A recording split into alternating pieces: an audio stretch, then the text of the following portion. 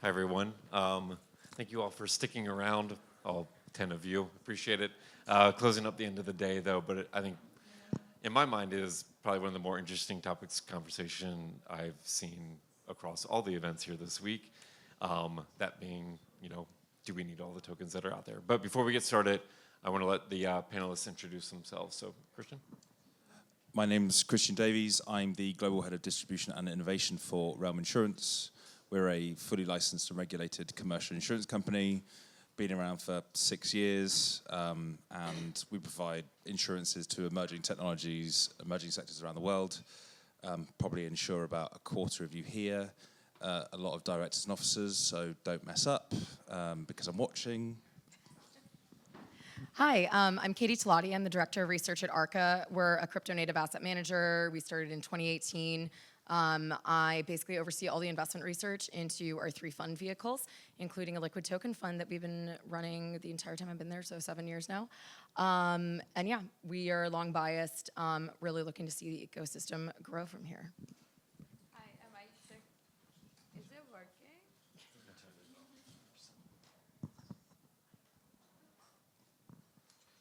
Okay, thanks. Okay, guys, thanks. This one works. Okay, hi, I'm Ayesha Kiani. I'm the COO of MNNC Group. We're a multi-strat hedge fund. And aside from that, I also teach this topic at NYU. Nice. I'm Catrina. You're a good friend. I'm Catrina. I'm a general partner of Portal Ventures. We manage around 120 million. There's one thing you need to remember about us, that is we lead the first check into pre-seed companies. Very simple. Wonderful. All right. First question, I'm going to open up the group, but Katie, I'm going to ask you to answer first, because I think it's quite interesting. In our prep call, you pointed out that there was a recent article that came out that said over 3 million tokens have failed and gone to zero. In 2025 alone, 1.8 million of those tokens have failed. So making up more in that first 5 months, of 4.5 months really, of the year, over half of all the tokens that have failed. And we don't have the market makers that we used to have in this space after FTX failed, Celsius, BlockFi, all the others. So liquidity is not as prevalent as what it used to be. So are we kind of at an inflection point in everyone's mind, but obviously Katie, going to you first, of this question, do we need tokens for everything? And what is kind of the future there? Yeah, so hot take, I definitely don't think everything needs a token, and my job is literally investing in them. So I do mean that, though. I think that tokens are one of the most interesting kind of ways to align your customer base with your business. They're a great way to grow your product. I just think that, unfortunately, as of late, our space has been really attacking it all wrong. We've projects rely really heavily on airdrop campaigns, giving out tokens for free, and then they're shocked when their token gets sold down.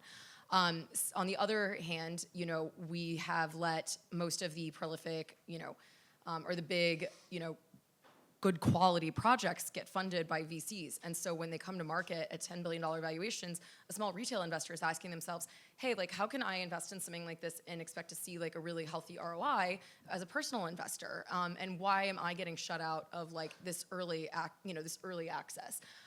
If you actually think back to ICOs in 2017, the reason they were so successful is because they let somebody who was not an accredited investor, who had no VC connections, invest in those projects really early.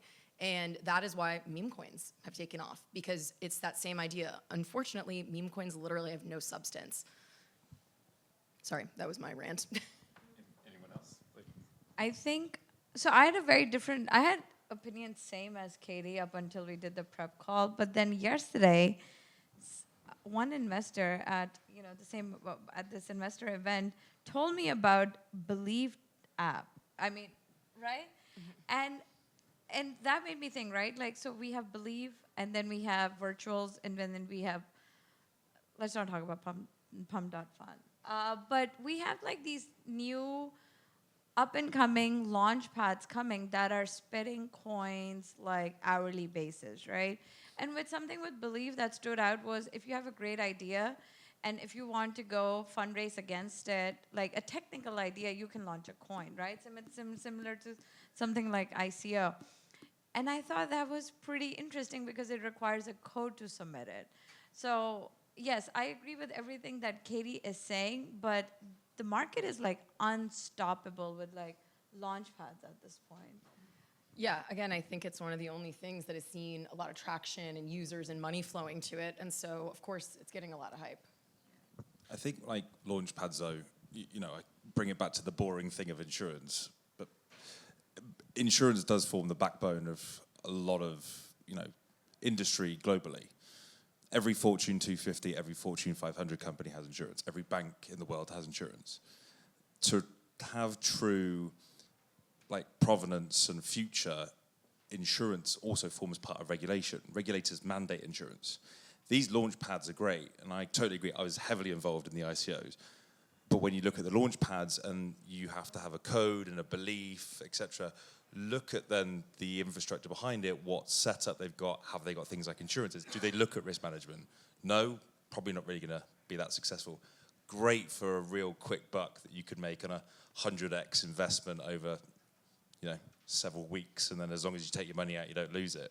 But does everything you need a token? No, not in any way whatsoever. Weirdly, I was in Dubai a couple of days ago.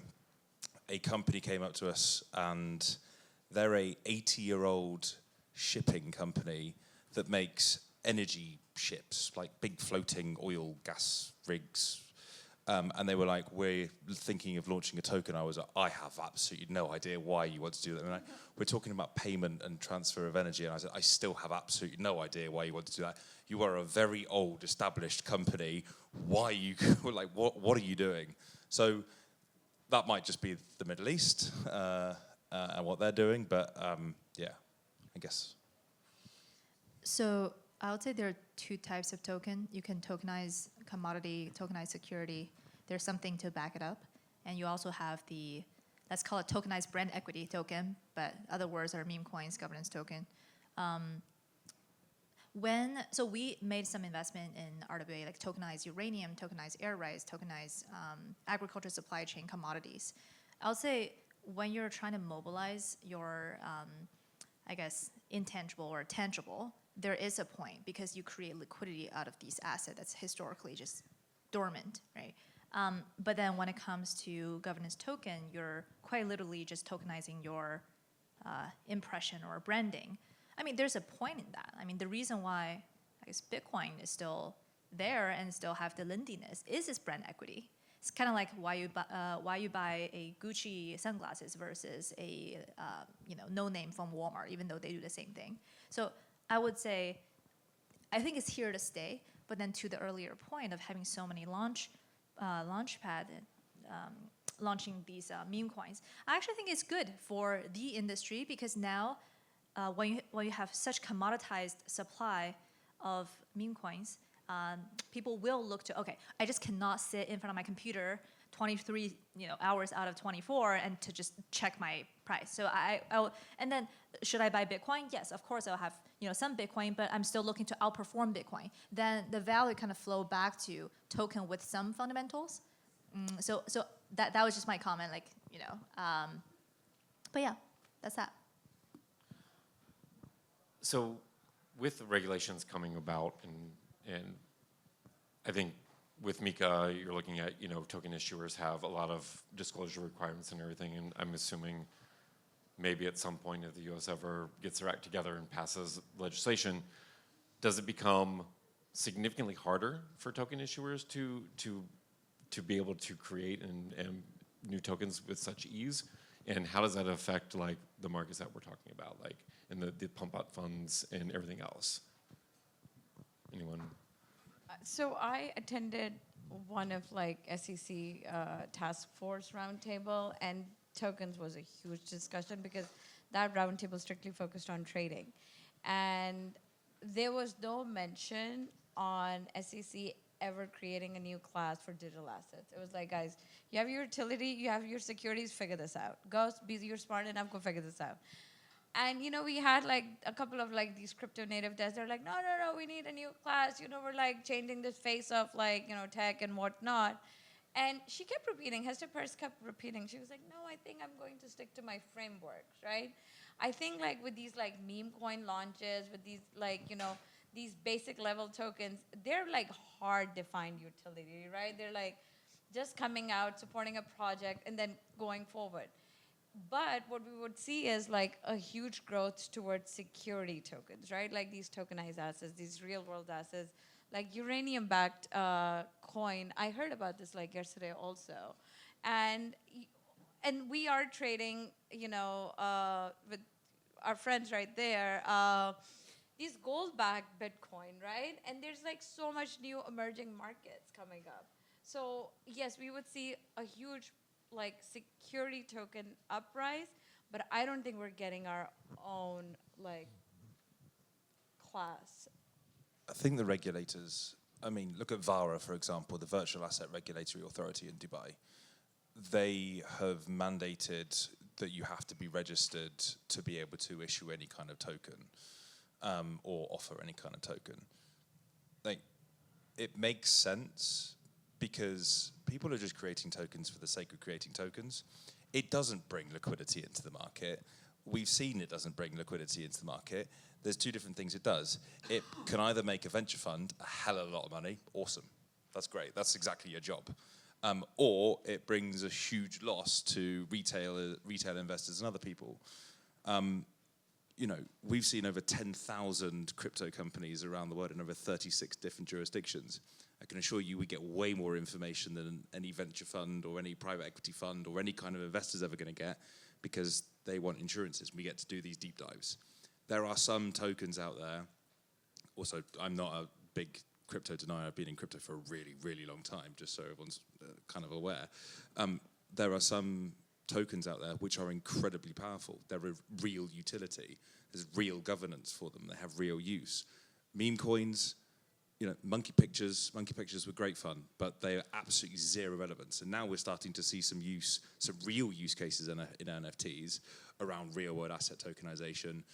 We can talk about public and private and stuff like that, but there is going to have to continue to be that use case of the meme coins to get these 100x, 200x, 300x returns.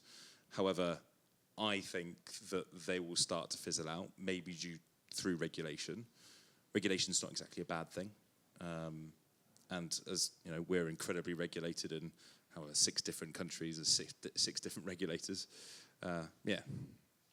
So on that, Katie, as you're evaluating these tokens and what's out there, like what attributes are you looking for to kind of determine what has economic advantages versus what is just complete speculation?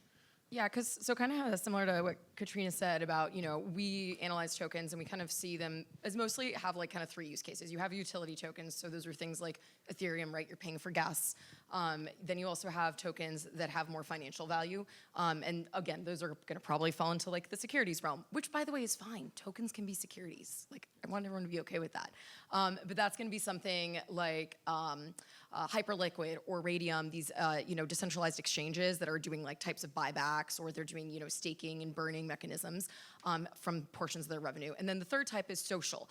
And the thing is, I don't think every one of these tokens actually falls into each of these categories. I think there is a lot of overlap if you think of like the Venn diagram of like these 3. And in the middle, you might have something that's like an Ethereum because it does have some financial value. It has a lot of social value, right? Especially if you've been in crypto for a while, being like, yes, I've held Ethereum, or I bought it down at $5 in 2016. And it also it has utility value because you can use it. But I do think that a lot more projects that have done that 100x, that 1000x return are in that meme coin bucket. And so they really are just social value. And you could say NFTs, those the same thing. I mean, meme coins are basically NFT assets. There's just more of them. And they're, it's very much for the culture, right?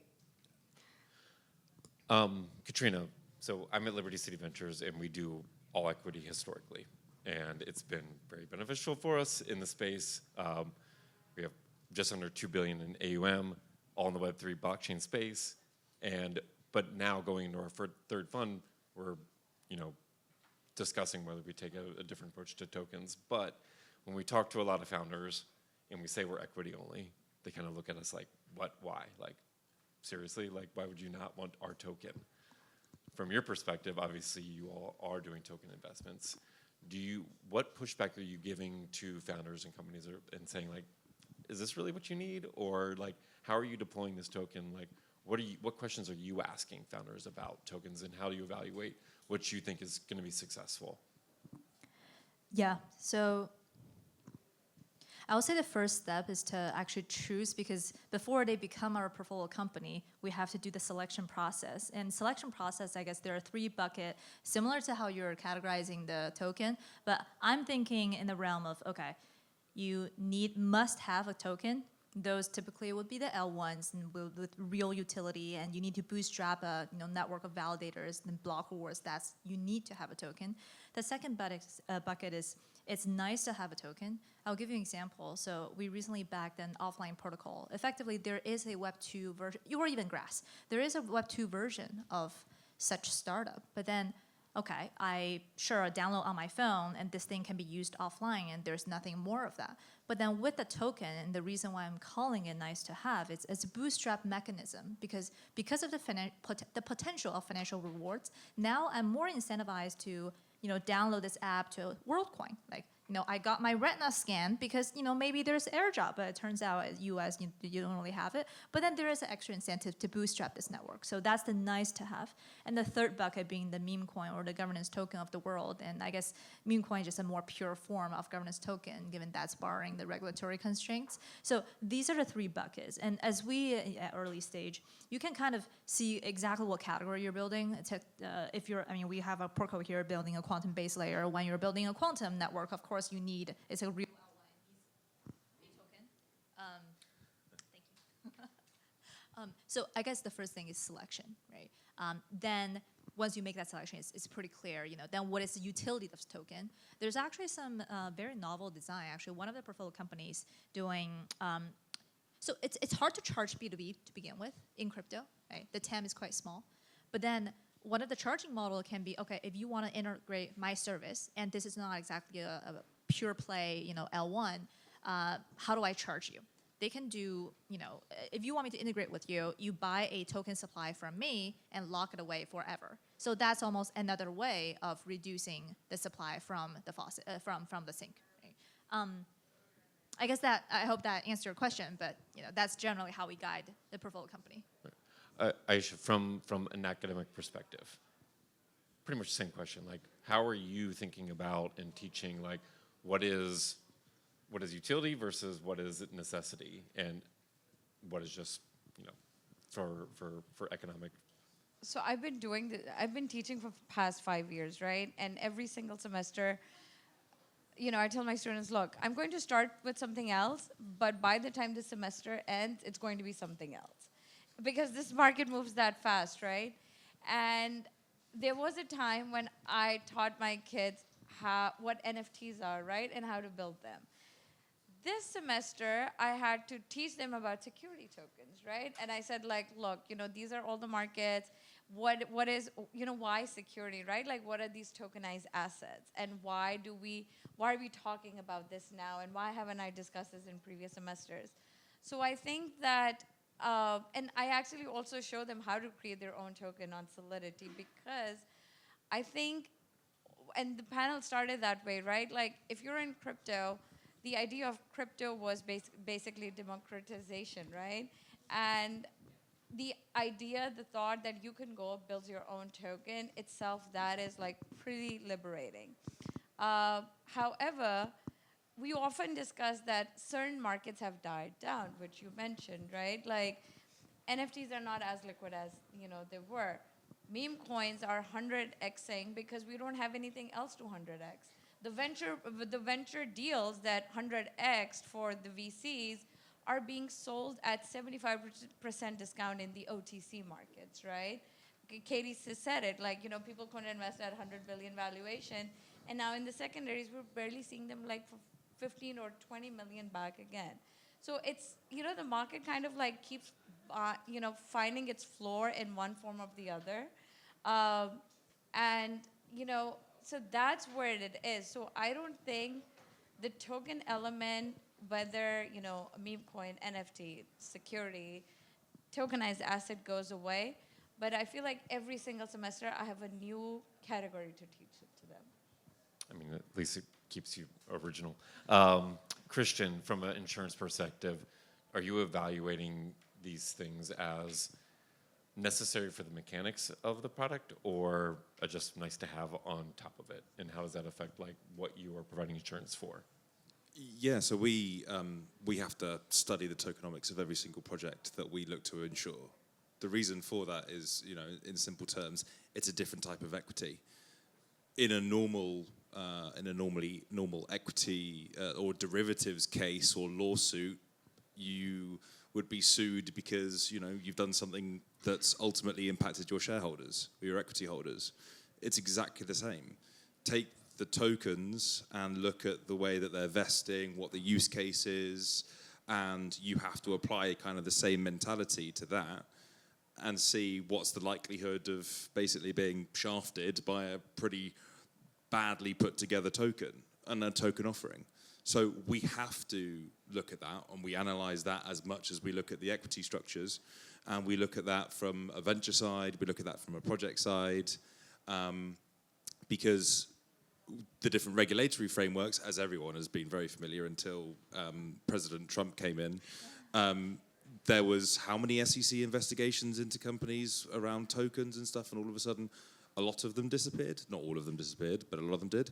You could imagine that a lot of the companies that we insure, were relatively busy on that for directors and officers and regulatory investigations.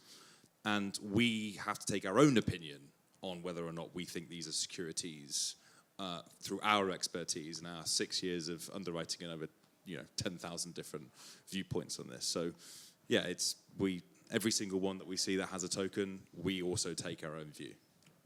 So Katie, what do you see as evolving frameworks for token valuations impacting decisions whether protocols actually need to launch a token? What is next in the line? It's a tough question. I mean, I think we're kind of already seeing a shift, honestly, at least since as you brought up, Christian, the new administration that has come in has been a lot softer on projects. And basically, a lot of the ones that are, in my opinion, kind of trying to run legitimate businesses, at least, they are feeling a lot more comfortable saying, hey, yeah, we're going to go from just having maybe a pure governance token to we are going to, do some sort of flow through of fees back to stakers or to token holders in some form or another, which it needs to happen. It's very, it is beneficial for the ecosystem to not just have a bunch of governance tokens floating around, but actually have ones that share some of their revenue back with their token holders.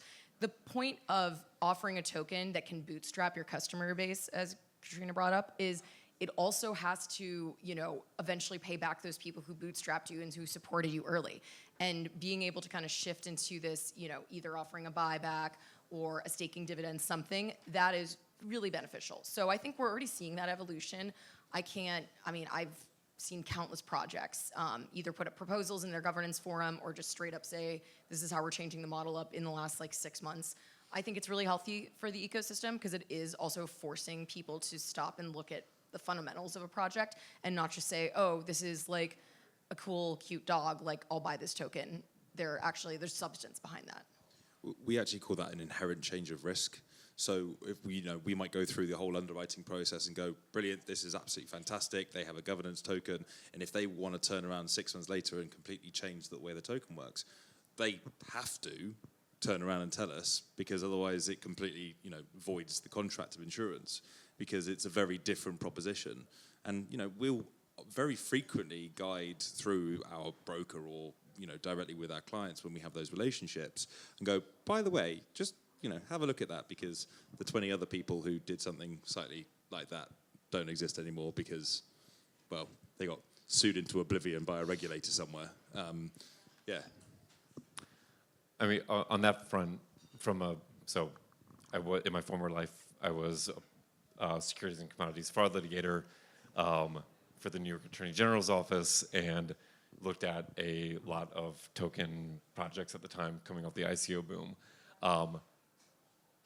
All of the SEC's cases over the past number of years under Gensler, all the things that they threw in there for all the tokens and everything, those were never winners. Like they had they never would have tried any of those in court. And they were just trying to back a door into the system, a way to get around like having to actually justify whether a token was a security or not. So I personally am very happy that the SEC pulled all those cases back, because that's really not how it should be. It should be actually looking at what you're saying, like the background. How does it function? What is it doing? Is it meeting? Yes, could it potentially meet the Howey test or any other test? But like, what is the purpose of it? Not just like, let's try and take down the industry through this mechanism. Sorry, off my sandbox. Catrina, finishing up. Do you think the current market is just rewarding innovation, or just simply token issuance? I mean, this past 6 to a year, the market's definitely been rewarding token issuance from pump, from a lot of the meme coins. But again, to my earlier point, I think we see the exhaustion even from the trading volume, and of course, the bear market is part of it. Okay, so as a venture fund, everyone have a vest. Team, venture fund, retail don't. So for us to create value and to actually deliver good DPI to our LP is for the project to be long-term. That's why ultimately, I think for the market structure, we need to reward innovation for the industry even to exist in 5 to 10 years. There was, I think another panel I was on and talking about is VC incentive against the community. In a way, I actually think it's retail's interest sort of pitted against the future of Web3, given just always short-term oriented, and it's actually the VCs and the team. It needs to be much more long-term. I guess that's a tangent, but point being, I think long-term, at least how we are set up now with the funding structure, it is to reward innovation versus just speculation. So final question for the group. What is that next step of innovation then? I mean, I think for my purposes, a few years ago, like I didn't see this huge rise of meme coins coming. Similarly with NFTs a number of years ago, like just came about, it like blew up and then fell off. We'll see what happens. But what's next in this evolution of token issuances? Yeah, I can go first. This is one of our theses over the past 2 quarters. That is a crypto rail for latent market. As in, there are 2 types of RWA as we look at things. One that's challenging incumbent. So if you already have a spot market, you're tokenizing oil, you're tokenizing gold, that is uphill battle in a way, right? You need to get into a lot of inertia. But if you're using the crypto rail that's global from day one, full liquidity, and you have the additional token mechanism to bootstrap usage, then you can effectively create new market. That is tokenized air rights that did not exist before, tokenized uranium that did not have a spot market before. So that is something I'm seeing very positive right now, and some of them are getting real traction, right? So yeah, very excited about this part of innovation that's like creating net new TAM versus just competing. I do think, I mean, we've been seeing like this RWA topic since 2017, 2018. But I feel like this is the only time it's going to stick, and this time it's sticking with DeFi protocols. So we've seen DeFi protocols like OSTM come in market, tokenizing real world assets. That market is going to stick and probably stick for like broader ecosystems. I'll actually do something different, but I've always thought that tokens can create much stronger alignment between kind of like your customer base and your product. And it could look quasi equity like or quasi financial like, but the idea is it acts as kind of like a reward card or a membership. And I think we're starting to maybe even see the beginning of that.